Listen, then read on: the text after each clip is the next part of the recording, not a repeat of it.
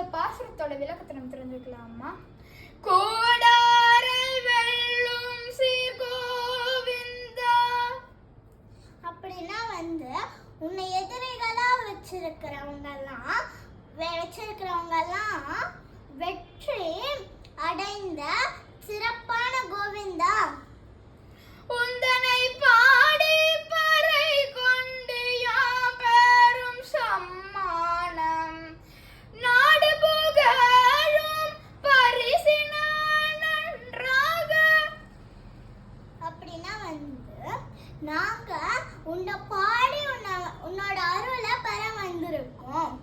இந்த உலகமே கேட்கிற செல்வமும் எங்களுக்கு தான்.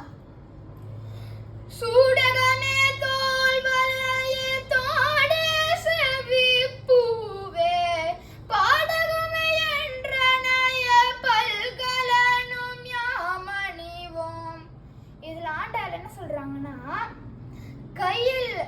கையில் அணியும் சூடகம் மற்றும் தோளில் அணியும் பாகுவளையல் மற்றும் காதுகளில் அணியும் தோடு மற்றும் கர்ணப்பூ மற்றும் கால்களில் அணியும் பாடகங்கள் போன்ற பலவிதமான ஆவரணங்களை அணிப்போம் அப்படின்னு ஆண்டாள் இந்த லைன்ல சொல்றாங்க.